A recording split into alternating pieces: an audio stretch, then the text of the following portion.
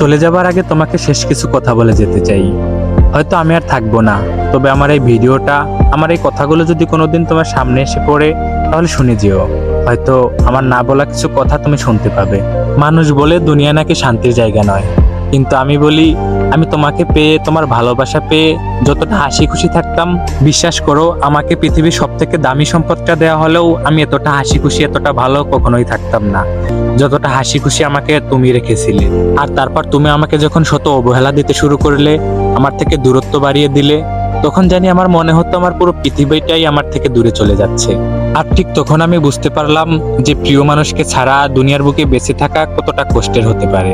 আর তখন আমার আশেপাশে থাকা মানুষের বলা সেই পুরনো কথাগুলো মনে পড়লো, যারা একসময় আমাকে বলেছিল যে দুনিয়া শান্তির জায়গা নয়, দুনিয়া হচ্ছে কষ্টের জায়গা। দুনিয়া যদি শান্তির জায়গা হইতো, তাহলে আল্লাহ তাআলা কখনোই জান্নাত বানাতেন না। আসলেই আমি সেটা বুঝতে পারিনি। আমি তোমাকে ভালোবেসে আমার জান্নাত আমি দুনিয়ায় খুঁজে নিয়েছিলাম, তাই তো এই কষ্টটা আমার পাওনা ছিল। তবে এখন আর কোনো কিছু হারানোর ভয় নেই। একসময় যেটা হারানোর ভয় করতাম, সেটাই তো আজকে হারিয়ে গেছে। তবে তুমি ভালো থেকো তোমার ব্যক্তিগত জীবনে, আর আমি কখনো বাধা হয়ে দাঁড়াবো না।